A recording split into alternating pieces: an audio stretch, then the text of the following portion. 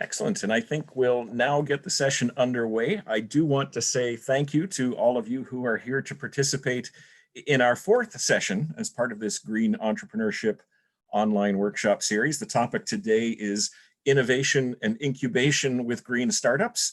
I'll talk a little bit more about that in a moment, but before we begin, if this is your first time attending one of these sessions, we would direct you towards the interpretation icon at the bottom of your screen.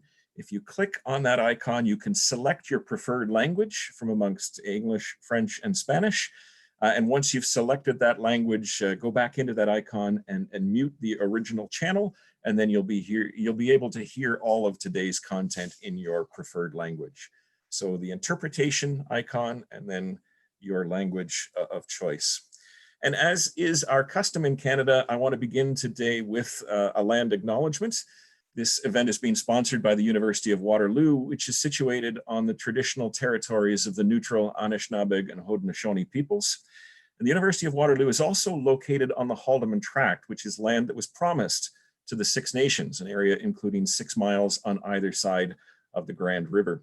My name's Brock Dickinson. I'm the entrepreneur in residence with the Faculty of Environment at the University of Waterloo, and I'll be your host and MC today as we work through a series of interesting presentations, discussions, and ideas related to innovation and incubation with green startups. This workshop is part of a series of workshops that has been run over the last few weeks in partnership between the University of Waterloo and the Commission for Environmental Cooperation. The Commission is a tri-national agency that works with the governments of the United States, Canada, and Mexico to coordinate environmental activities between the 3 jurisdictions, and we're very appreciative of the support that they've been giving us through this entire process, including the technology platform that we're meeting on today and the simultaneous translation that is allowing many of us to participate. This session is also co-sponsored by a group called the EcoInnovation Network. This is a collection of green innovation hubs at post-secondary institutions across the 3 CEC countries. And you can see on the screen the current partners within that network. We're very grateful for the support of all 8 of these institutions, and we welcome their students that are part of this event, but also students from other universities, literally all over the world. We currently have more than 740 people registered for this workshop series, and they come from 44 countries. And the numbers just keep building. At our last session last week, we in fact had first-time participants from Jordan, from Morocco, from the Netherlands, from Spain. So it's great to see that not only are we reaching young entrepreneurs across North America, but literally all around the world as well. As I say, this program is being simultaneously translated into French, English, and Spanish. So feel free to use those interpretation icons to select the language of your choice. We are also recording these sessions, and they will be made available in all 3 languages as time permits. English versions are being posted on an ongoing basis on the University of Waterloo Faculty of Environment YouTube channel, but we will have French and Spanish versions that are posted in the near future as well. If you want to get access to those, send us a note and we'll make sure that when those are live and ready, we can send you a notification and a link to be able to see those videos. We're going to have a little bit of a different structure today than we normally do. So we quite often have presentations followed by question and answer sessions. And to some extent, we'll do that today.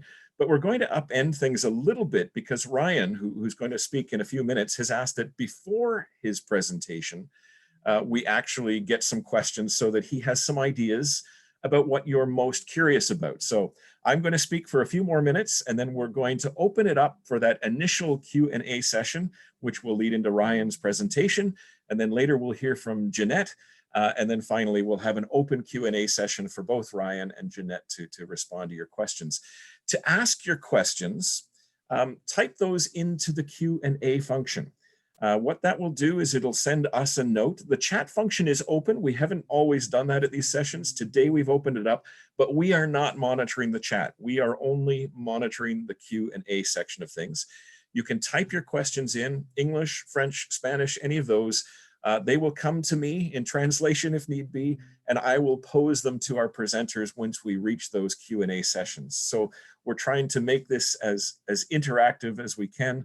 So feel free to pose those questions. We're going to move to the first of those Q&A sessions in about 5 minutes time or so.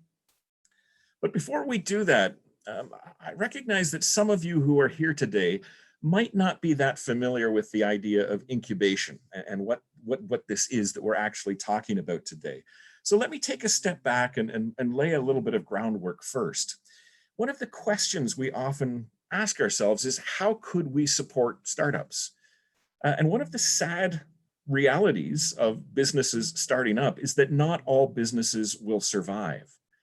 On day one, every business that gets started operates and exists. But by day two, some of those businesses begin to close down or fail. And if we look over a 5 or a 10-year period, what we see is that the survival rate, the number of businesses that survive over time, declines. The chart that we show on the screen shows that this is true of every sector. Doesn't matter whether we're talking about agriculture or manufacturing or retail. In the beginning, all startups exist, and slowly over time, the number of startups that survives diminishes. However, what we discovered a number of years ago was that if we can provide direct mentoring and support to startups, their survival rate improves. So the chart you see here is made up of data from Canada's 4 Atlantic provinces. And the gray line shows the general survival rate of businesses in that region, declining over time. But the blue line shows the survival rate of businesses that got formal support, formal mentoring, formal hand-holding from people who could give them advice and guidance as they were operating their businesses. And what we see is that those startups that get that kind of support have a higher survival rate. They still don't all survive, but the survival rate is higher. That idea is what sparked the notion of incubators and incubation. The very first incubator was created in Batavia, New York, back in 1959 by a gentleman named Joseph Mancuso. And the idea was that they had an empty factory in their community in Batavia. And they said, well, maybe we could create a center where we provide that mentorship and support to startups. And by doing that, we could increase the number of surviving startups over time. And they called their program an incubator. And that's the beginning point, 61 years ago, of a whole sort of series of ideas that we now call incubation. And what we have found over time is that incubation works. Incubation has a very positive effect on the survival rate of startups. Here's some data from the US.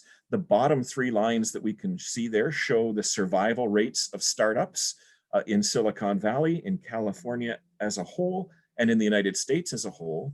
And those top 2 lines in green and orange show the survival rates of businesses, of startups that actually worked with 2 incubators in California, 2 incubators known as Y Combinator and Techstars. This demonstrates in very real terms that if we can incubate businesses, we can help them succeed. This has meant that everybody everywhere is rushing to start incubators, to launch incubation programs to better nurture startups. The last really detailed study of how many incubators exist in the world was done around 2013 and suggested that there were almost 9,000 incubators. It's difficult to say how many there are today because the numbers have grown so dramatically, but estimates range between 20,000 and 30,000 incubators operating around the world. And as the number of incubators has expanded, we've also kind of thought about how we can focus those incubators a little more, how they can become more specialized to better support businesses. So for example, in addition to incubators, we now talk about things like accelerators. And there's lots of different ways of defining these structures, but typically an incubator works with the earliest stage of a startup, with business planning, with exploring the idea for a startup, with thinking about what a product would look like. And then accelerators have been developed for the next stage, when a startup actually begins to have clients, or begins to attract investment into its operations. And so there's this sense that as time has passed, we are starting to specialize the way our incubators work. But specialization isn't just related to what stage of growth a startup is at. We're increasingly specializing our incubators by industry sector as well.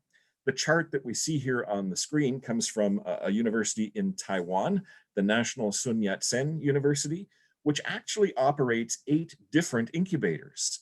And it operates 8 because it focuses each of those incubators on opportunities and startups within a particular sector. And so sector-based incubation is something that we've started to see a lot of as well. And one of the areas that has become a focus for our incubation efforts is the green sector. Sometimes we talk about the clean tech sector, we talk about clean energy incubation, we talk about environmental incubation, but this green sustainability focused sector is increasingly a target of incubation activities. That's in part because the needs of businesses in the green space differ from the needs of businesses in other spaces. So for example, some green startups have found it more difficult to attract investment or financing than other types of startups. And so green incubators often address that question as a key element of the services that they offer. We also find that traditional incubators could be very general in their approaches. If I was in an incubator with a startup developing some kind of an app for use on a smartphone, I just had to think about how I interface with the consumer who might buy that app. But if I'm a green startup, I might be working with some very technical tools and technologies, things like green energy technologies or water treatment technologies or soil remediation technologies. And therefore, having a general support structure to help me through that doesn't always meet my needs. I need more specialized, more technical supports. Therefore, we see that the challenges of green startups can be very unique, and the programs that green incubators offer are often tailored in that direction. That's been one of the key ideas that's been promoted by the first of our presenters today. I'll introduce Ryan Kushner in a moment, but among his many accomplishments is the fact that he's the author of the book, Accelerate This. And in that book, he talks about, for example, that energy acceleration and clean tech in general presents a very different set of challenges. And when we think about building green incubators and green accelerators, we have to address those specific kinds of challenges. And from that perspective, it's my real pleasure today to introduce the first of our presenters. Ryan Kushner is an expert in energy, climate, technology commercialization, and innovation ecosystems, including incubators and accelerators.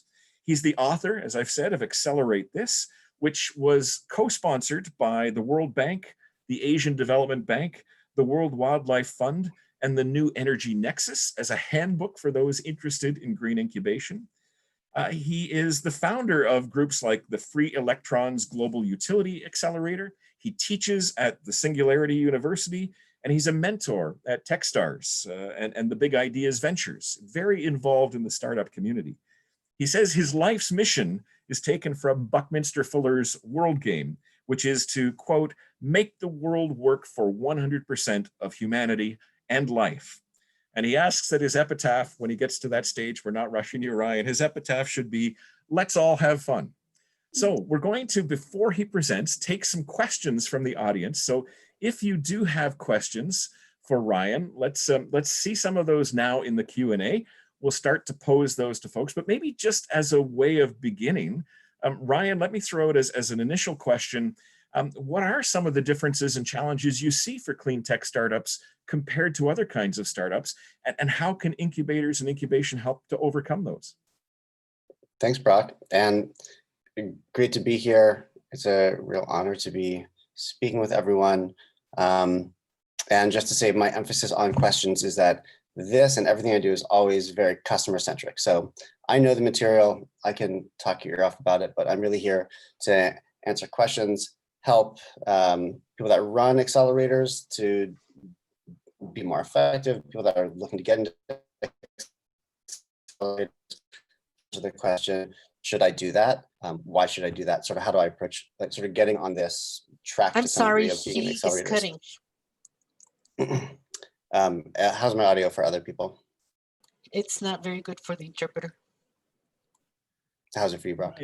Do you have a headset that you might be able to plug in, or? I can do that. I'm not sure if that'll solve the problem, but let's give it a go. Right. I can actually hear okay. Great. Maybe this is just how I speak. Give me a moment here to get my headset situation, and then you can let me know if that's any better. And if it isn't, I'm not quite sure what we'll do, but we'll figure it out.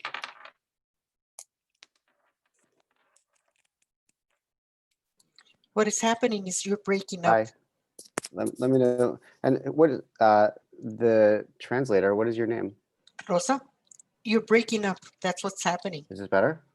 Yes. Can you No, go ahead, okay, please? hold on. Thank Wait. you. Can someone speak? Yeah, you're good, Ryan. Yeah, sound is great now, Ryan. No, Thank I you. can't hear anything. This is great. Hold on a moment here, because now I can't hear anything. Oh, wait. Hello? Brock, can you just sing me a song or something really quickly? Yeah, test, Like, test. Can you hear me can't now, Ryan? hear. Just give me a moment here.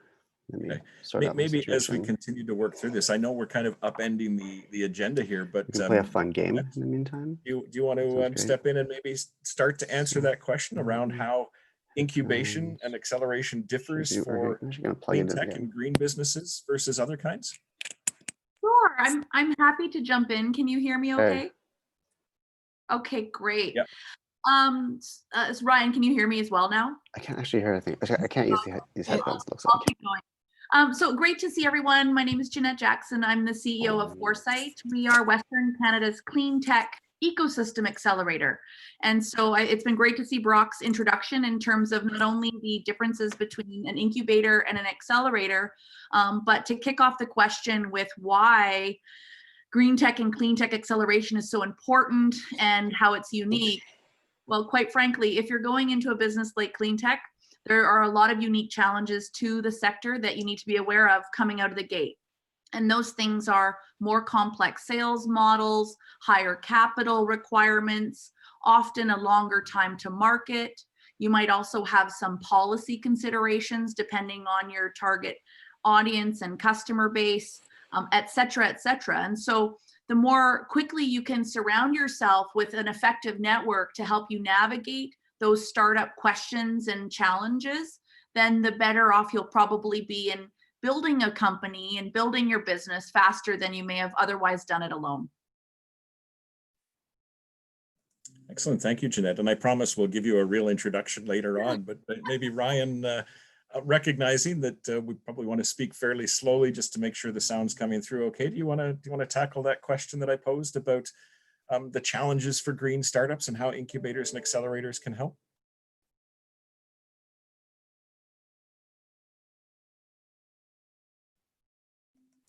And it looks like we still don't have Ryan back. So, Brock, do you want me to jump into my presentation and then that'll get Brock, or that'll allow Ryan to get set up? yeah, we'll do some troubleshooting in the background, but let's go to Jeanette's presentation and then we'll circle back in a few minutes time for Ryan. We do have a lot of great questions coming in for Ryan, so it's great to see that. I promise we will get to some of those.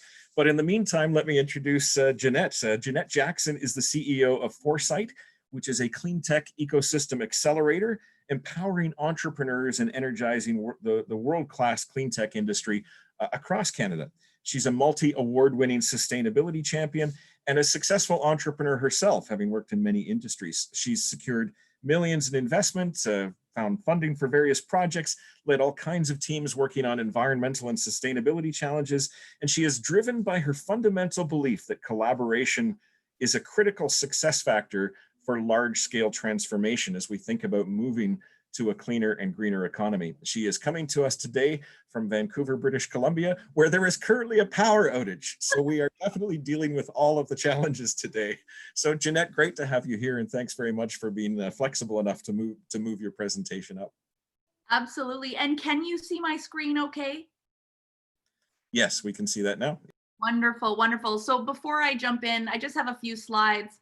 I just want to shout out to everyone. Thank you for joining our session today. I am a serial entrepreneur at heart, and so definitely been through the ups and downs and challenges of starting a clean tech company. And so I not only support but sympathize with all of us that are embarking on ventures that are here to really, change the way we operate, do business, whether it's industrial applications, consumer applications, etc. Just a quick snapshot about Foresight. As Brock mentioned, our motto is energizing clean tech. We focus on Western Canada, and we take a very ecosystem approach to everything that we do.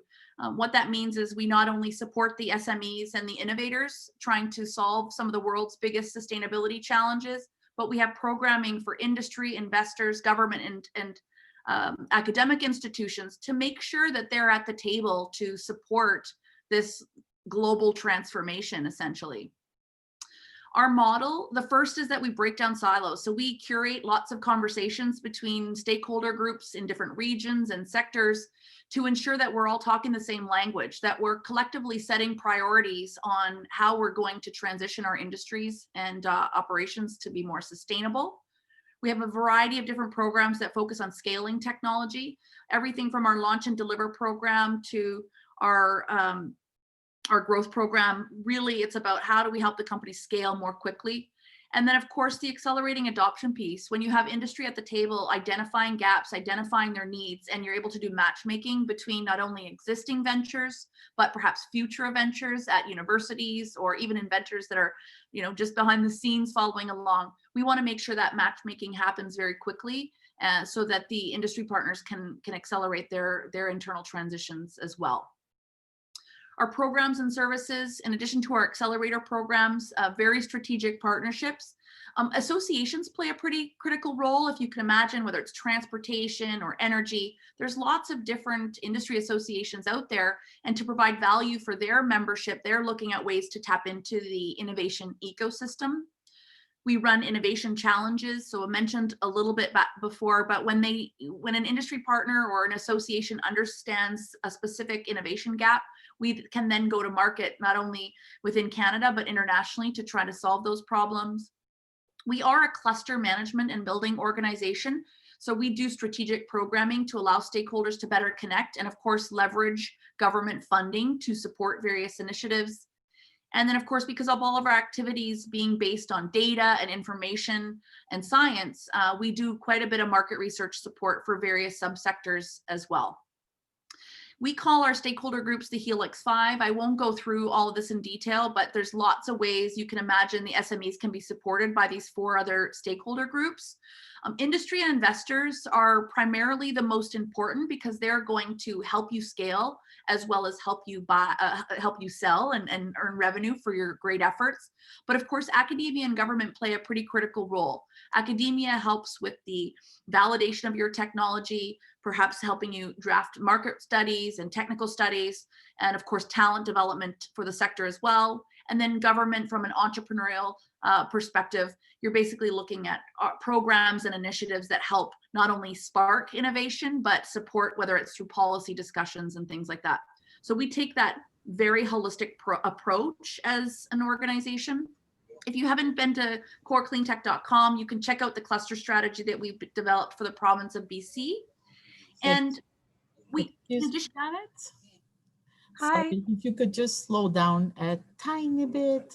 Sure, I'd love to. Running after you. Thank you. Thank you. In addition to some of the regional work under our core cluster work, we do sector-specific activities. So an example would be our Water Next program. It's for innovators and entrepreneurs in the water space that once you've done your sort of early start, you've done your business model canvassing, your value prop analysis, you've picked a market, to really move the needle on moving through your technology readiness levels and getting to commercialization, you need much deeper support and expertise within the sector that you're looking to sell into. And so we've now added that sector-specific programming as well. We also ensure that we have experts within our network to support through different advisory group models and things like that. And then, of course, success to date. So we've supported well over 500 ventures. We have 300 active ventures today. We have quite a few successful exits to highlight. Of course, it's the work of not Foresight, the companies themselves and the entire network of groups, including the folks like their derivative who are helping the ventures succeed. Over $250 million in company financing. Revenues have actually for our companies surpassed over 200 million. I have to update that slide. Lots of green jobs, but I mean, we've basically summarized our entire economic impact in clean tech and sustainability to be about $1 billion over the last 5 years. And then I'm not sure, Brock, if you'd like to just maybe reopen it up to questions and comments. I sort of had a conversation bucket slide on these sort of 5 topics, and happy to take the approach that you see best. Thank you. Yeah, one of the questions that came through fairly early on was how we can more effectively kind of create the balance that we seek between profit and sustainability. And maybe you could talk a little bit about how you work through that type of question with the startups that are part of your program. Yeah, for sure. I mean, the reality is, and I believe Ryan's back on the line as well, so I'd happy to have him chime in too. But the reality is sustainability is good business now.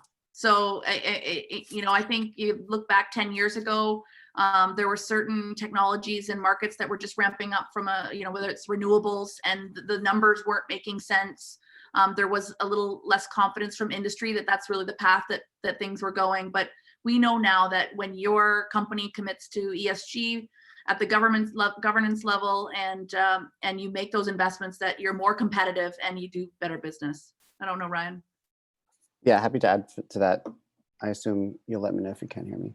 And the way I've only worked basically in for-profit accelerator programs, as in we incubate and accelerate for-profit companies. There are also ways to incubate and accelerate nonprofit companies as well. But the sort of paradigm that I work in generally is that we're growing for-profit companies that do well by doing good. And so effectively, to be selected to be a part of one of our programs, you have to be having some kind of world positive effect. And then by growing you, we're growing your impact. There's a separate question around impact and how do you measure that, which is maybe the thorniest and most annoying question in all of the world of impact, because there's a million different ways to do it and it's very squishy. But we can talk about that at a later date. But you get a sense of, if you're working on clean energy storage, transportation, buildings, built environment, many of the things that we work on in Third Derivative and in the larger New Energy Nexus network, you're doing something that's displacing or replacing fossil fuels, or adding to energy efficiency, or creating some kind of phase change in how we do materials, or changing our transportation. And so that's the intersection. And so if you're having some kind of world positive environment and you grow, then we grow you as a program. That's sort of like the impact of calculus. And then what's the balance point is really hard. And so, we're choosing our 50 startup cohort for Third Derivative right now. And as we're trying to think of this, it's very difficult, because you can have a company that could grow larger, but that could have like a slightly smaller impact, or vice versa. And so it's a balancing act, and I don't think there's any perfect answer for it. Excellent, and thanks to you both. We seem to have wrestled our way through those technical problems, and I appreciate the fact that you're both here. We'll continue to sort of play around with the agenda a little bit, but maybe let me pose another question to the two of you right now. Clayton Rudy, who is one of our participants, was asking about the different approaches you might use with a small scale venture, say somebody working on some kind of local food or green food sort of initiative, versus somebody at a larger scale working on some kind of very complex or wicked problem. How do you sort of separate out the ways that you help those two extremes of the green startup space? That's a great question. Do you want me to jump in? Sure. Sure. There's especially because I live in San Francisco. The Third Derivative is a global program, but the whole sort of world of startups and venture capital kind of has like a little bit of like its DNA kind of in Silicon Valley. And Silicon Valley, there's this sort of very, very traditional model of venture capital, you know, like GP, LP fund structures, 2 and 20, and then people, as in people who invest their money, expect to get 10x returns, right? And so there's a focus on unicorns, so companies that are like $1 billion or more. But what about the zebras and the other animals in the zoo? And so I think that's it's camels, right? what's that? The camel's popular right now as The well. camel, totally. Wait, and why a camel? Because it's humpy and slow. Up. Yeah, it's they're navigating and pivoting and but being successful as well and reaching goals. Yeah. Interesting. And so sort of breaking that paradigm and allowing for the other camels and other animals in the zoo is really important, especially because if you're looking at sort of the entire field of green technology and moving to 100% clean everything world, not every product is going to be a unicorn. And so saying you're making just like an electrolyzer part, right? You're splitting water, or you're making even a smaller part than that. So we have applicants for a third derivative that are doing this. They're probably not going to be unicorns, but they're going to be great businesses, cash businesses that can throw off revenue or dividends, and investors will be happy. But it's a different paradigm.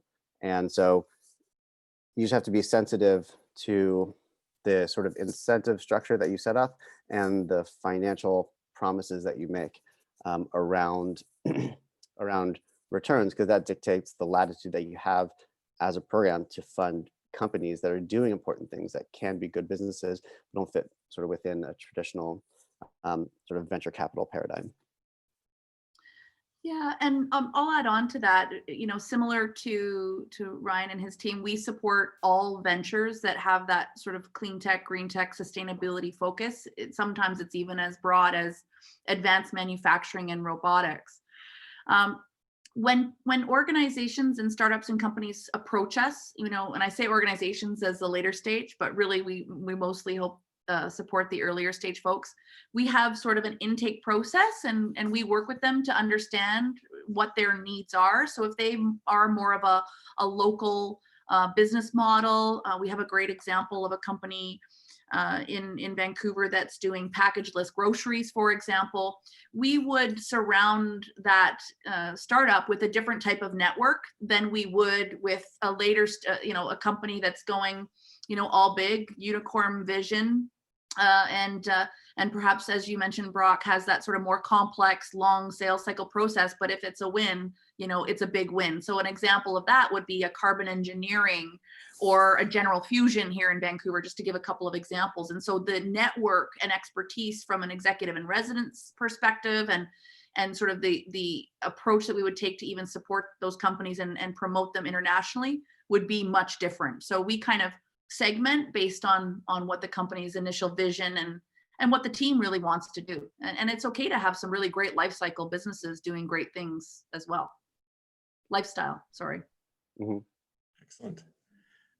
Thank you. I just had a note from the folks in the background sort of saying that as we switch between speakers, maybe to just pause for a moment before jumping in, just to give the interpreters time to sort of catch up with the translation. Jeanette, before we go any further, did you have some additional slides? I know you said you were going to pause for some questions. Did you have additional slides you wanted to share, or should we continue with the Q&A for the moment? We can continue. What I had done is I just had highlighted sort of, there were some specific questions around facilities and unique challenges and getting started and hot tips. So I was going to use that as a talking point to close off, but I think full steam ahead with questions is fine. Well, let me pose 2 more questions then, and then maybe we can go to the balance of your slides, and then we'll switch things around and move towards some of Ryan's contents. But I have 2 interesting questions here. The first one is from Carla Alcantar, who wants to know if you were trying to connect your startup to a green incubator, how do you find them? Is there a list of them somewhere, or a directory, or how do you reach out and discover where green incubators are? For us, it depends. It can be word of mouth. So if you haven't done any networking yet, you might want to attend some local Innovation Network. So it doesn't have to be Cleantech. You know, surround yourself by folks that are entrepreneurs more broadly, and they'll refer you to some different organizations. In Western Canada, any government organization that you go to will generally highlight Foresight as an avenue for you to connect with. And of course, we also are quite engaged, as mentioned before, with venture capital and universities, and so they may make introductions as well. Yeah, I can add to that. This is a great question and very frustrating, I think, from if you're looking from sort of a systems level of, you know, what are we trying to do as organizations or as a government or even as a society, which is to grow companies that are promising, that can have impact. And so what you would want is some kind of like fluid pathway. So you can know, how do I get started? What's my next step? What's my next after that? How do I get through the valleys of death and so on and so forth. And it's very difficult because there hasn't been sort of like a one path. And it's also, every company has its own path. And so you would want some kind of database or person to ask. And so that's one of the things that we've set up at New Energy Nexus, is a way to answer that. One of the ways we do that is we run an open Slack network. So there's now 2,000 plus people from all over the world that are entrepreneurs, funders, entrepreneur support organizations, accelerators, incubators, and so forth. And it's an open Slack community. So anyone who's trying to work on their enterprise or find out what they do next can ask a question and get an answer. We run an association of 100 plus clean energy accelerators in 30 plus countries. And so everyone's kind of a part of that. And so programs do their sort of solicitation for startups through the Slack network. I'll post the link here in just a moment. And it's sort of a central go-to place where you can find out about opportunities. It's also people that apply to various programs and maybe don't get in on that round are also part of that. And so we sort of modeled it after Y Combinator's Hacker News. And it's sort of just like the go-to place where you can find out about these. In addition to that, there's various sort of articles and maps and so on and so forth. There isn't like the one killer app that says like, how do I find out about all the accelerators? Because it's a little bit different if you're doing water or if you're doing energy. So to some degree, you need to ask the question, but we've provided at least a community that can help you do that. I'll post a link here too. Thank you. And as Ryan looks to post the link, I will say there are some things being put into the chat. Jeanette, thank you for some information about the camel idea. We've seen some of the discussion about for-profit versus not-for-profit there, and now Ryan's sharing some things too. So if you haven't got the chat box open, feel free to open that up. I will just say quickly on the for-profit versus not-for-profit idea. Last week or 2 weeks ago, we heard a little bit about that space, and we talked about Greenhouse, which is a social enterprise incubator at the University of Waterloo. We heard from Dr. Claudia Sanchez at Anahuac University in Mexico, who runs a social innovation program there. We have a series of social incubators that are sort of active in larger centers like Toronto and New York City. So we'd be happy to kind of maybe push some of that information out as we go along as well. But both of you are sort of focused on that for-profit space in your current roles, which I think leads to an interesting question that somebody had that sort of straddles this notion of, I don't necessarily have a business I'm starting, but I'm interested in this space. This was an anonymous question, but the person said, I'm not an entrepreneur, but I'd really love to work in green incubation and green acceleration. I'd love to nurture and support startups. So is it possible to work in this space if I haven't been an entrepreneur in the past? Absolutely. At least for the programs that I've worked in, it's a big program. There's a lot of people doing a lot of different things. And so, you know, you can sort of work and do community management or ops or sort of anything that sort of keeps the the accelerator running. The people that are the tip of the spear of working with startups and doing coaching, there's going to be a sort of a higher standard for having been an entrepreneur, just having experience in that field. But, you know, we have we'll have about 15 people working for Third Derivative. Generally, staff sizes, I think, are sort of around the 10 to 20 person size, depending on the size of the organization. And there's a lot of people doing a lot of things. And if you haven't had experience as an entrepreneur, first I would say is do it.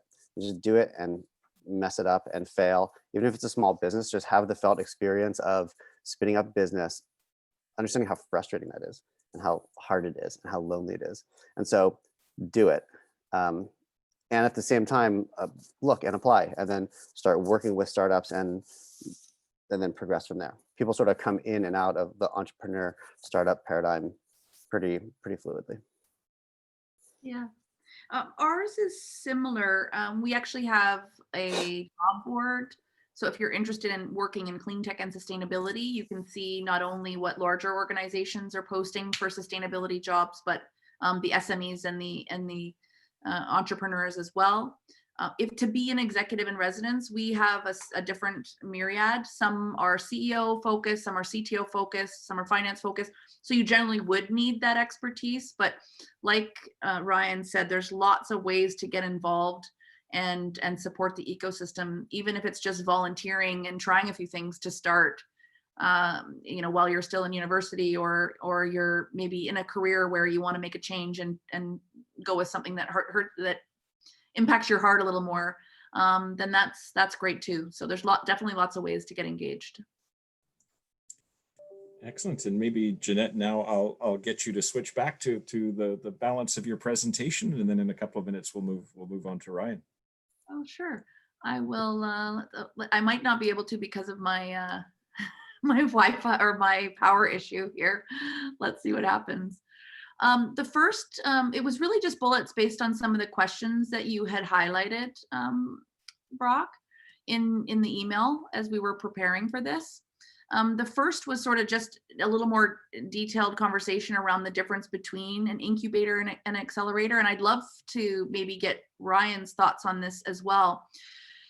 Foresight is a little bit of a bridge of both. And what I mean by that is an incubator to me is more where a problem's been identified and you're actually incubating a company to solve that specific problem. And it does have a little bit more of a pathway. So that there's, I guess, more around structure around the incubation, not just general random ideas. And then on the accelerator piece, that's where you get into, really pumping in the resources, whether it's executives in residence or introductions to networks, to help the companies scale more quickly. And then we've already touched on at the beginning that both of those are great avenues for green startups. Again, it just takes a village to raise some of these companies. It's a lot different when you're building a little widget or an app. You need a computer and a couple of programmers and away you go. But green startups tend to have a lot of different elements to them that make them more complex to manage, but perhaps a greater upside. The next question and comment you had on sort of prepping for this was around the facilities and support. We actually, as an organization, do not provide facilities, and I guess we're kind of lucky given what's happened with COVID and you can work from home. That being said, there are unique challenges for companies that are building things. You're not just a software company, which, by the way, digital clean tech is definitely hot when it comes to data and analytics right now. But if you are building something tangible, you do need a space to do that. And so how do you either connect with a university? You have to make sure that their IP considerations are well thought through. An example is when you go to certain universities to use their facilities, if you have a PhD student or someone working on that, you do need to consider the opportunity for them to take some equity into your IP. And there's also lots of facilities internationally, whether it's through NREL or NRCan in Canada. Leveraging existing resources, in my opinion, is a much more effective model, at least until you get to a certain technology readiness level and you have a proof point that customers are going to be willing to pay for this. And again, Ryan, maybe I can pass it off to you at this point. How do you support your companies from a facilities perspective? But we like to take a very lean, mean startup approach. Don't spend your time writing grants to get little, equipment. Find someone in the world who's got a situation that you can go into and work into, even if it's industry. Yeah, I'd say, well, a variety of ways. Speaking, like sort of through like the University of like Waterloo, you imagine a lot of a typical path is that your student or grad student and you're working a professor, there's a fundamental technology. You think this could be a business. And so then let's think about spinning this out. Maybe there's something in your facility or in your university facility or attached to it that can help you sort of get over that next sort of valley of death.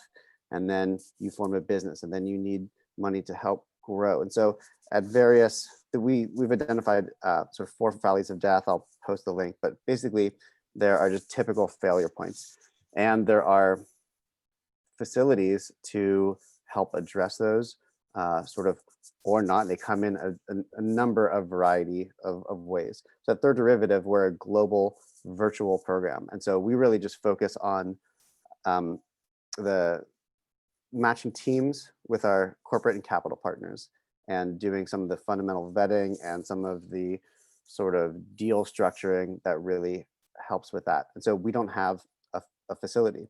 We're based nowhere and ever at the same time.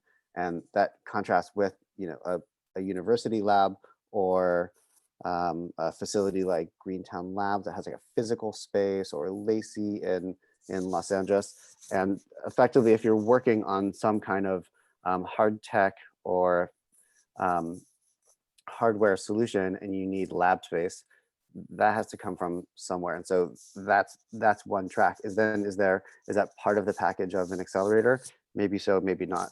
And so it depends sort of what the team needs in terms of specific help.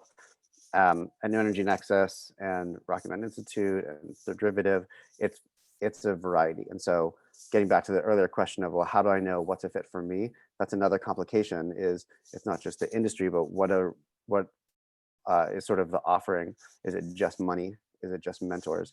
It comes in every sort of shape and size you can imagine. I don't know if you want me to carry on with these couple of points, Brock. Yeah, The next a couple more minutes, then we'll switch over for Ryan.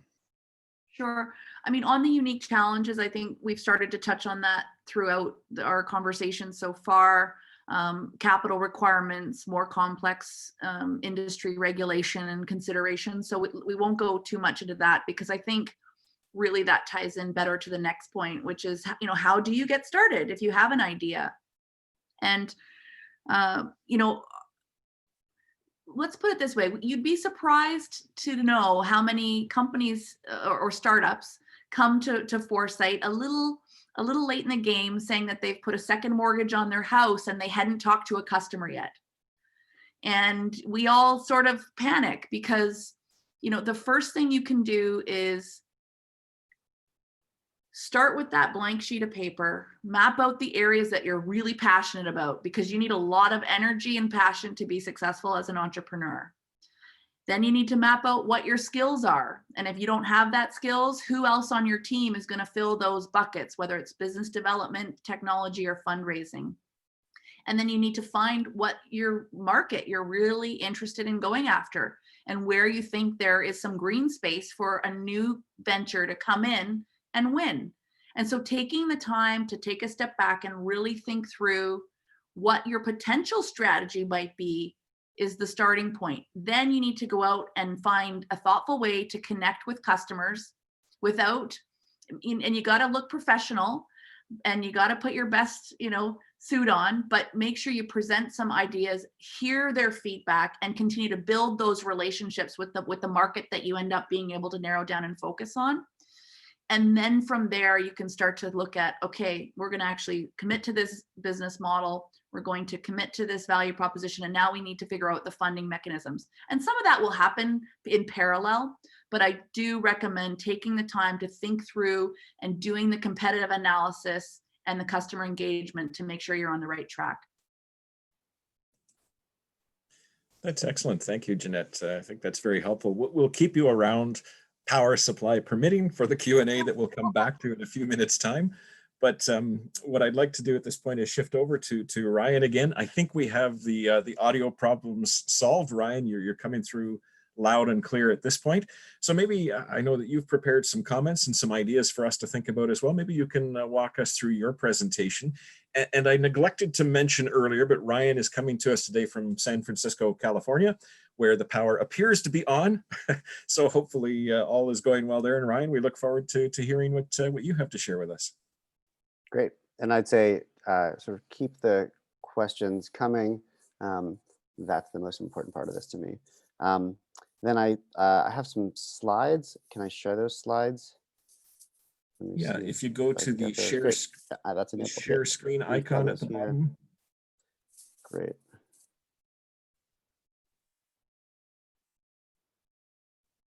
Let me just get my guys here. Yeah, and if you can So make I'm not that, going to go through this exhaustively. if you can make that full screen, Ryan, so that it's easier to see on the other end. Sounds great.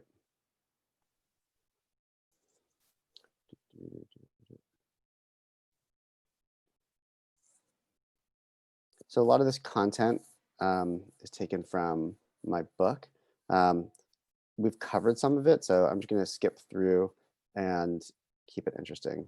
So just a bit about me. I wrote a book about accelerators. I'm an accelerator guy. I started my journey as an MBA student, and then I worked in a clean tech startup. And then I moved to working to clean technology accelerator program based in Hawaii called Elemental Accelerator. And then I had the chance to create free electrons and work on a lot of programs, and then moving on to my current program, Third Derivative, which I'll talk about in a moment. This is the book. You heard about this. These are the sponsors. It's on Amazon. You can buy the physical book or an Audible or whatever you want. And if you drop me an email, I'll just send you the PDF. The most important thing is that you have it and in the format that's good for you. My sort of personal driver in this, which I think is important to talk about, is to solve climate change.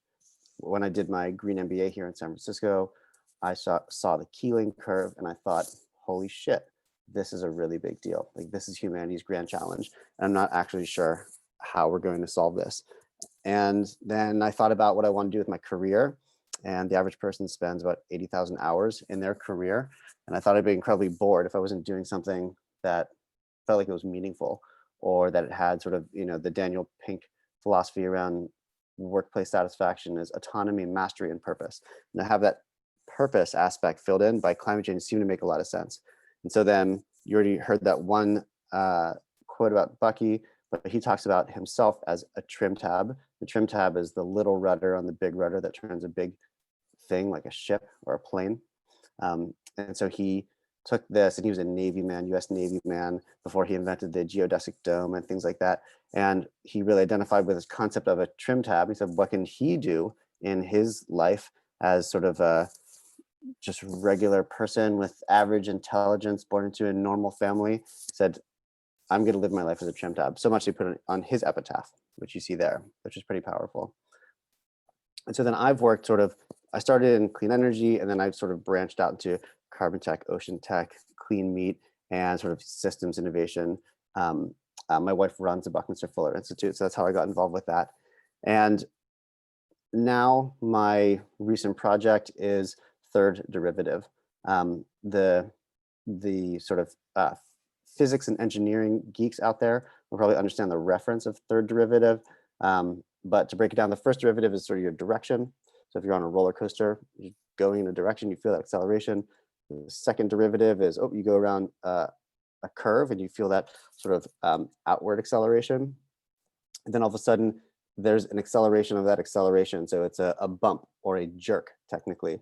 And so that is the third derivative. And so that's sort of our physics joke around the name third derivative, is we're accelerating the rate of change. We're changing the rate of change. And the program itself is a joint venture between the New Energy Nexus, which I mentioned before. We run the global network of climate tech accelerators, and the Rocky Mountain Institute. And for you Canadians out there, you'll probably recognize the background, which is Vancouver. So shout out to Canada. And so again, I'm just going to skip through this and sort of get to the most sort of interesting bits of content that I think that we haven't covered already. What's an accelerator? Is it a co-working space, a training program? Do you get equity? Do you give equity? Do you get money? The answer is yes. Every program is a snowflake. Everyone is totally different. There are no rules. There's very few conventions even around what is called an incubator or an accelerator or a venture studio or what have you. And so it takes a little bit of perhaps frustrating investigation to find out what is a program and what do they do, and are they good for you. So here's sort of a little chart that just parses the difference between incubator and accelerator. Brock spoke to this already. Incubators generally are earlier, and sometimes there's a physical space, and you can be there, I say, until you outgrow, die, or annoy someone, and you can sort of be there for a while. As opposed to an accelerator, it's more of a sort of batch process where you come in generally as a cohort, you're there for a certain amount of time, and then you graduate. There's a new model, which is a venture studio, which Jeanette mentioned earlier, which is, we as a creation team are going to think about ideas, test them, prototype, scale, and spin out. That's a venture studio, which is also an interesting structure. Accelerators get companies theoretically further, faster. And generally there's some kind of cash for equity exchange. Doesn't have to be. And they're important, not just from a individual startup sort of basis, but they really help at the whole system because they help to, they're community organizers. They nucleate and they rationalize ecosystems. And that's good for investors, that's good for policymakers. They sort of act as like a fundamental organizational structure because they organize hive mind. At the end of the day, accelerators just get a bunch of people to all look at a bunch of companies, say, these guys are really good, we're going to pour resources into them. And sort of the overall question, let me just get to this slide here, is do they work? And so looking at some of the studies, and Brock had this in his presentation, is do they work? And when I was doing the research for the book, I really went in with an open mind because theoretically you could see a way in which they just grow bad companies or they keep people alive when they shouldn't be alive, but they do. And you can see this in a bunch of different ways. Here is you look at companies that got into programs and didn't. And so it's hard to always know the counterfactual when you're thinking about this, but this study was done in an interesting way where they looked at companies that were just in the margin of getting in or getting out. So effectively there wasn't a huge amount of sort of quality difference from them. And so you get a real sense of the additionality, like did the program help them survive? Here, yes, the accelerated ventures stayed alive longer and grew more money. And they were able to grow more. So here's another way to look at that same thing. And if you sort of model it all out, accelerators on average help about 15%. And it's really silly to boil it down to a number, but that's the closest number I've seen. And obviously some companies get no value and some companies get a lot, but in terms of are they effective, they're at 15% more effective. You'll stay alive 15% longer, raise 50% more money, so on and so forth. And so as much as you can make it into a number, that's what I found. This is more sort of under the hood of accelerators, is where do accelerators themselves get money? And the people that work for programs can speak to this, but a lot of it comes from corporations and governments. And I think that's interesting to know, just as even if you're a startup and you're applying, you want to know what makes them tick. What are they looking for? You're always trying to get sort of inside the head of the partners that you're working in and understand sort of what their drivers are. And as it came up earlier, sort of what's the balance of impact of a scalable business and your economic returns and your climate or otherwise impact. This is a bit repetitive. This is, I'll send everyone this deck, but this is sort of talking specifically around the funding structure for Elemental Accelerator, which was funded by the US Navy, but also had private funders. And so you can get into some very sort of interesting sort of like balance sheet conversations around how do programs sort of stay alive and fund themselves. There's a lot more, but let me just sort of focus on what I'm doing now vis-a-vis third derivative. Can you see me again? Am I back on screen? Yeah, you're still small. If you can hit the stop sharing Good, button, great, should great, come down from the top of your screen. great moment here.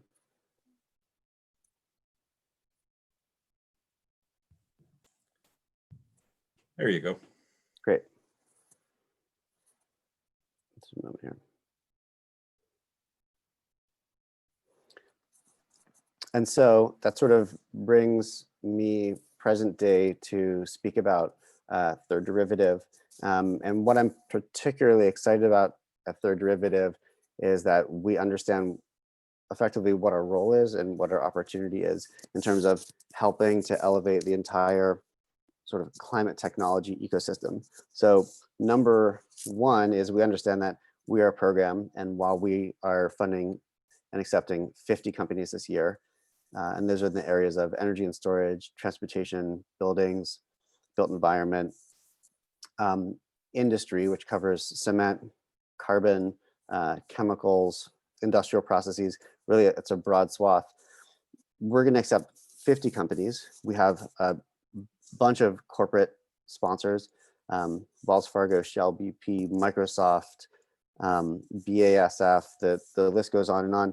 We can only really spend our program time and our staff time on the 50 startups that sort of fit our program right now. And are they the best companies? They're the best companies. No, not in an absolute sense, because that's impossible to measure. They're the best companies for our partners right now and what we can do as a program right now. And so the people that don't get into the program, we got about 600 plus applications for the program. We will take 50, so 550 companies. We all want to help. And so we do that through inviting everyone to be part of the New Energy Nexus Slack network, which I posted there, to stay in touch, improve their product, find other opportunities, and then come back to us. And we really want to stay in touch with all of the companies. And so there's usually this cliff in a program between those that are in and that are out. And I think that doesn't really make sense from a impact perspective, because the people that didn't get in this time, you still want to stay in touch with and help and curate them, because this is a big problem, climate change. And these are long-term challenges, and solutions are going to take years to develop. And so that's what I think is particularly interesting around third derivative, is that it's a big program. There's also a lot of other opportunities around it. And when you join sort of our mailing list, New Energy Network, you're sort of getting on that path, which hopefully makes it easier for people starting out in climate technology or already working on a solution to sort of find their way. And so we really are dedicated to rising the tide of all of the various sort of industries that we work in. The program itself, it's global, it's virtual. We're trying to open source as much as we possibly can. Applications, we're moving to a rolling application system starting in January. And we're kicking off the program proper December 1st and 2nd with our virtual summit. And I invite you to keep track of us, apply, become part of the network in whatever format. And then I would love to answer more questions if there are. Yeah. Yeah, we have lots of questions rolling in. Jeanette is down due to the power outage to just a little bit of her power left, so her video is off, but she is still here to be able to take part in the Q&A. So let me start with a question that came from Stefan Kohlenberg. He was sort of reflecting on the fact that many of the governments across North America have announced more investment into infrastructure spending. And he's wondering what the implications of that are for green startups and for the incubation of those startups, and whether you're seeing that in your mix of clients and opportunities that you're looking at these days. I'll throw that out to both of you, but maybe Ryan, if you want to start. Sure. I'm trying to understand what's in scope and what's out of scope for infrastructure, right? And so infrastructure, I think, sort of roads and bridges. Does that also include the electrical system? So assuming that the answer is yes, and then we're talking then about generation, transmission, delivery of electricity, right? We're talking about poles and wires, and we're talking about smart meters, and we're talking about behind the meter, in front of the meter, energy systems and storage. Then the answer is yes, that really matters. What that means, not from necessarily from an accelerator. Sure, an accelerator could get a grant, right? So to run operations and to give that some of that money away, but it's probably more relevant for grant making organizations. And so as part of New Energy Nexus, we have a program called CalSeed, which is sponsored by the California Energy Commission. And they said, hey, we want to help accelerate climate startups in California. Here we have $35 million for this. Can you manage the disbursement of this? And so that's what that is. And so it's more of like a grant disbursement program with some training, as opposed to more of a traditional accelerator, just insofar as where the funds come from. And so yes, it matters. And if you're sort of like trying to like understand just the capital flows, it's like, oh yeah, so there's this money, where's that money going? You can just probably look at the reports and say like, well, some of it is going through organizations that are doing grant making. Chase those organizations down, become friends with them, and try to get that money. Jeanette, would you like to I'm weigh in on this here. one? Yeah, if you can hear me okay, great. Absolutely. I think it's sort of two ways. One, there have been several companies that have been trying to scale up their infrastructure startups, as Ryan mentioned, whether it's transportation, energy, storage, distribution. And so this is really a kickstart to scaling up companies that are solving those challenges. And on the flip side, the only fortunate thing about a crisis like COVID-19 is people tend to get quite, when there's challenge and need, people often think outside of the box on how they're going to survive. And entrepreneurship and solving problems tends to be part of that. And so when announcements like this are made, it can often kickstart some thinking about a sector that someone might want to go into, like infrastructure, because there will be significant investments and programming and opportunities ahead. I may be cutting out, so I'll leave it at that. Yeah, that's great. Thank you. Yeah, we'll hopefully be able to keep you for a few more minutes. Let me pose the next question, starting with you then, Jeanette. One of our participants, Zaki Arshad, was sort of reflecting on the fact that you're both coming from green accelerators, but there's a lot of incubators and accelerators out there that have very little interest in environmental issues, or at least have traditionally. How could we encourage existing structures and the broader startup community to become greener and to start to think about the kinds of issues that are central to our work? Yeah, that's a great question. And I guess the same can be asked for other sectors as well, ICT, health tech.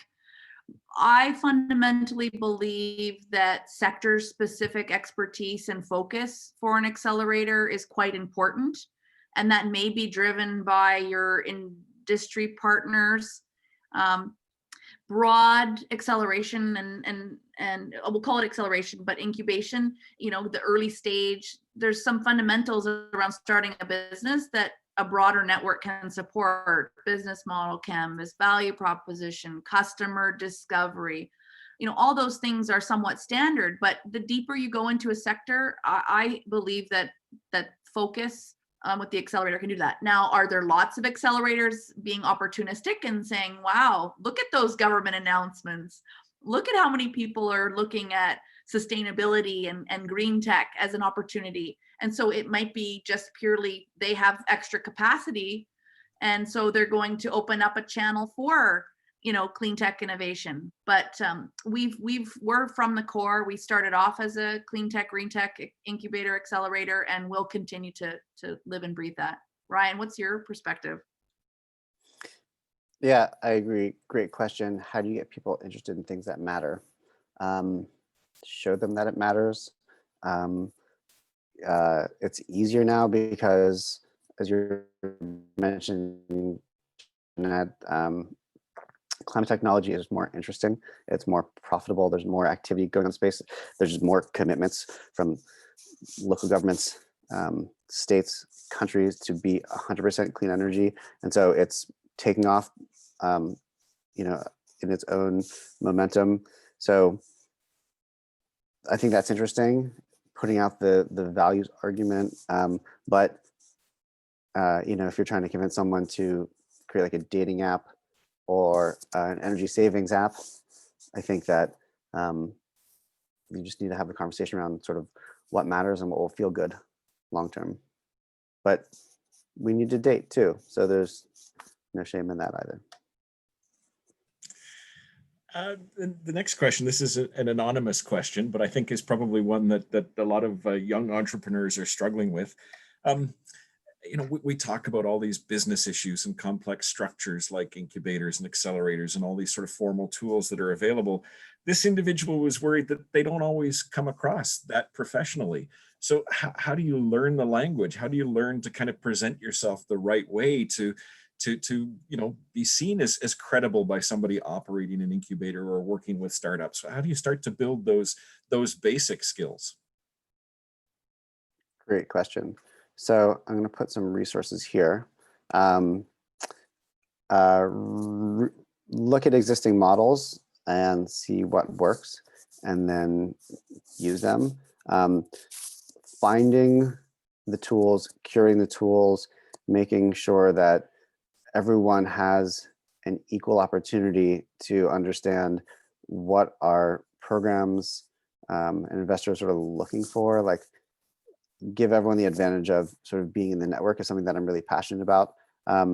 Subsequent to my book, my focus was on writing curriculum for our global programs. And so I looked at a lot of various examples of just all of the sort of things that are in the canon of the startup playbook. Like, how do you pitch?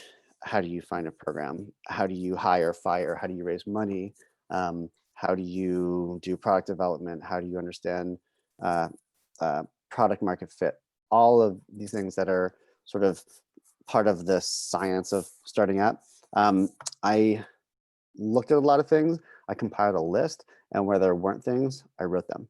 And so this thing I'm posting here is my standard pitch format. It has all of the things that you need in a pitch. It's pretty straightforward. And if you don't have these things, it's going to be weird. You're going to have questions. And so that's why this is called do not use this pitch format. This is totally standard. This is sort of inspired by the Sequoia deck, which is like a big Silicon Valley VC.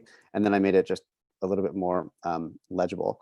The second thing I'll post here is the curriculum that I helped write and gather. And so this is what we use for third derivative and for our programs everywhere. And so when we have our startups ask us, how do I do X, Y, and Z? We have a conversation with them, but we also say, check this list. Is there something on this list that can help you? And so this has over 180 entries, and it's stuff from us, from Y Combinator, from Techstars, from 500 Startups, from Cyclotron Road. It's sort of my and our collective opinion around what are the best examples of these. And if you disagree or there's something that's missing, you can comment on this. And you can also message me directly on Untitled Network and tell me there's a better version of this, or you're totally missing this. And so we want this. And so how do you find this stuff? I would start there because that's why we created it. And everyone should use this and share it as well. Excellent.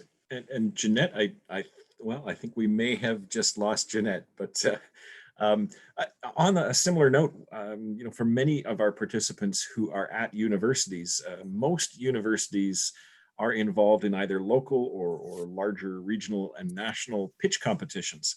And so pitch competitions are a great sort of non-threatening way to kind of get started with some of this, to put together a group of your classmates or friends and engage in a contest at the local level. It's a great way to learn some of these skills about how to present, how to kind of be comfortable talking about these issues. And so I'd encourage you to kind of look at the local level for some of those kinds of opportunities as well. Our next question, Ryan, is also anonymous, but it was around this question of, recognizing the clean tech space, the green energy space, as a sort of a rapidly growing segment of the economy. And if you're interested not in starting a business there, but in investing in those kinds of businesses, how can incubators help you to connect to those investment opportunities? So how can we sort of recognize that there may be another segment of people looking to participate in this space, but not quite sure how to do it? That's a great question. I'd say let the accelerators do some of the work for you, because, as I mentioned, accelerators, they do really broad calls for applications, right? So just as an example, for third derivative, we had this big spreadsheet and we said, okay, who knows people at these programs, these government organizations, these innovation clusters?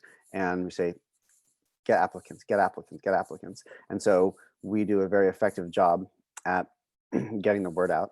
And then we do a pretty effective job at choosing the companies, right? And so that's all things that you would do as an investor, as part of an investment firm, or especially as a smaller investor, an angel investor. It takes a lot of time. So I think a really smart approach is to just look at who accelerators have chosen and then have conversations with those companies. That's always welcome, right? You're never going to talk to an accelerator program and say, hey, I like this company and I have money that I potentially want to invest in them. Would you make an introduction? The answer is basically always yes, because that's the entire purpose of the system in the first place. And so find the the programs that are in your, there's basically three variables, right? There's industry, stage, and geography. And so find the programs that match that for you. Like maybe you are only really understand or are comfortable investing in water. Find the water programs that cover the stages of the check sizes that you can write. And insofar as geography is important, find that too. And so pay attention to those three variables, look at who they're choosing, and then just scrape, say, get on their mailing list. That can be probably half of your sort of deal flow pipeline. Excellent, great answer. And let me pose another question to you. This may be a little out of left field, and for the benefit of those who don't know as much about your background, I know that you have been involved in a structure called Green Energy for Biden. So looking forward, as we have a new president-elect coming to office in January in the United States, what do you think that means for this green energy and clean tech space? And what might it mean for your neighbors in Mexico and Canada, as well, as we think about what the next 4 years or how the next 4 years might be different from the past 4 years? Yeah, that's a great question. That was really interesting. I've never really been involved in a political subcommittee, right? So I was specifically on the Finance Council of Clean Energy for Biden. We were sort of like a quasi-official subcommittee of the campaign. We raised over $3 million for the campaign. And I just found out yesterday we had over 11,000 volunteers step up to help. For that, we also had sort of a private Slack network, which is crazy. And now that's great because people are working together and sharing things and pushing this giant field together. Energy is the largest industry in the entire world, right? Just in terms of total dollars spent. So it's really big. It's going through its largest and fastest historic change right now. So there's a lot going on. That's the power of being in the network and knowing what's going on. So there's a lot of opportunities. I think we've seen from the last 4 years what happens if you do nothing / do negative things, right? And the Trump administration, they threw as much sand in the gears as they possibly could. They helped fossil fuels as much as they could. They tried to prop up coal as much as they could, and it all failed because there's a the market forces are so big. Clean energy is now cheaper than fossil fuels, right? And so if you're an electrical utility, just as one example, and you have more people in your area and you're going to put up a power station, you're going to put up clean energy. It's just cheaper. And what happened about 3 years ago is that there was the coal cost crossover, which was that even if you had an existing coal, and now it includes natural gas, so it's also the natural gas crossover, it's actually cheaper to build a clean energy plant and to shut down an existing fossil fuels plant, right? Because you think of effectively how much those cost and what are the costs of inputs. The inputs for clean energy are free. And if the sort of capital expenditure of spinning that up is more economic than constantly digging up coal or finding natural gas, then that's very powerful. So that's what's happening. So there's just a natural massive momentum that's happening just through pricing that's really powerful. And as I mentioned, I think 70% of the American population lives in a district that is has 100% clean energy commitment, right? And those are 2040, 2045, 2050.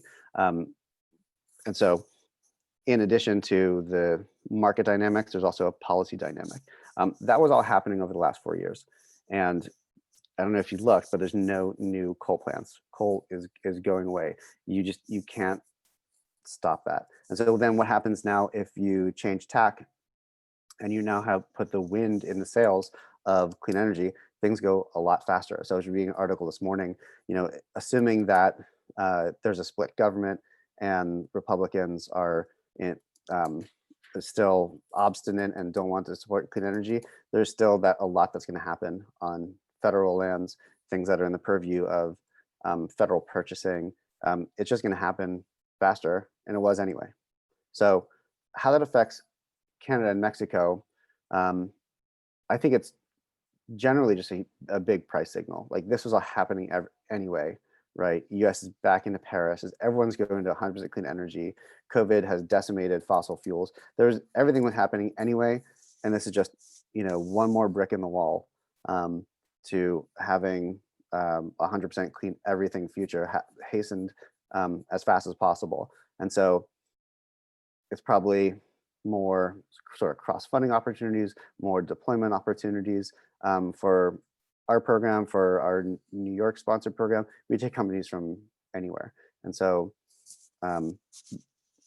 more money happening faster everywhere, both on the innovation and deployment side. Excellent. Thank you, Ryan. I appreciate that very much. An interesting sort of set of questions to sort of add into the mix at the tail end of things. And it did prompt a couple of more questions in the Q&A as we were talking about that. So my apologies that that we weren't able to get to all of the questions that have been sort of asked today. We will sort of continue to sort of invite those questions moving forward in the next couple of sessions. I do want to say thank you to Ryan and a belated thank you to Jeanette, who, because of power reasons, is no longer with us. But we really appreciate the time and the effort that went into preparing your presentations, your ideas, your comments for today, and especially appreciate the flexibility given the sort of the technical challenges as we've worked over the course of the last hour and a half. I'm sure I speak on behalf of all the participants in saying that this has been really valuable information that we can all use in some very substantive and substantial ways. I'd like to point out that this is, of course, the fourth of the 6 sessions that we are planning as part of this Green Entrepreneurship online workshop series. You can see the list of all 6 of them here on the screen. We're moving towards a topic that a couple of the questions today sort of touched on a little bit as we think about what comes next week on the question of impact investing and fundraising for green startups. And to tell us a little bit more about next week's programs, I'd like to introduce next week's MC, Majid Mirza. Majid is the CEO of a Cleantech startup and a PhD student at the University of Waterloo. So Majid, can you tell us a little bit about what we can expect next week? Sure, Brock. Let me quickly check if you can hear me okay. Awesome.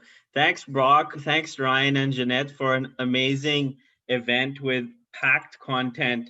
Ryan mentioned snowflakes, And that's just as we see in Waterloo, almost a snowstorm brewing up in the middle of November, probably different from the weather you're experiencing, Ryan, in San Francisco. And so the Impact Investing and Fundraising for Green Startups event, which will be held exactly a week from now, is a super exciting event because we're trying to take a funnel approach to this topic. And we have a really nice, diverse group of speakers.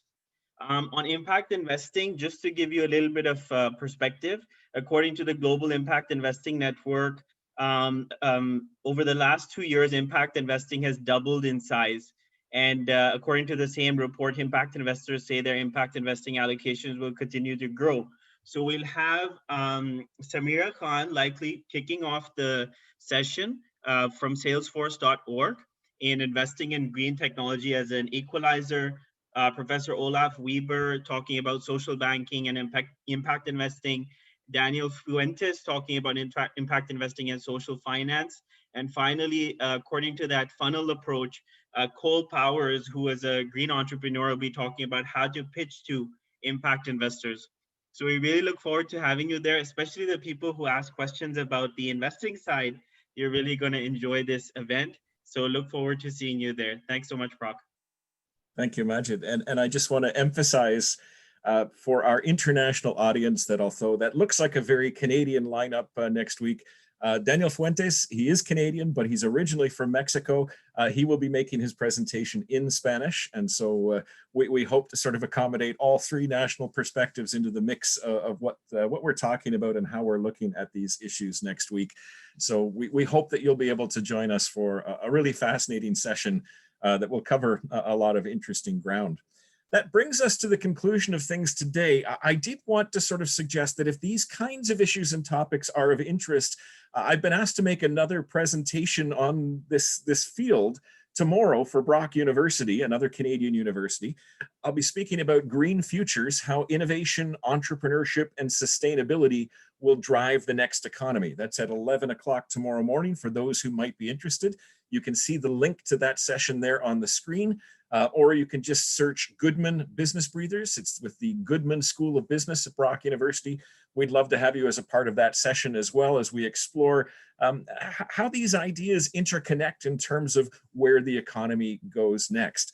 But nonetheless, whether or not you can join us tomorrow, we really hope that you'll make the effort to join us next week and the following week for one final session focused on successful examples of student entrepreneurship. As always, we really appreciate the fact that so many of you have gathered from so many places around the world to take part in this session. We're very grateful to the CEC for their support in helping to put this together, and particularly appreciative today of the efforts of the interpreters in the midst of all of the technical difficulties that we've provided to them. So thank you all. We look forward to seeing you in a week's time. For those who can't make it next week, we hope to see you in 2 weeks' time. Until then, stay safe, stay healthy, and keep working on those green startups. We need to see that kind of activity to make the change that we all hope will happen. Thanks very much. Bye-bye.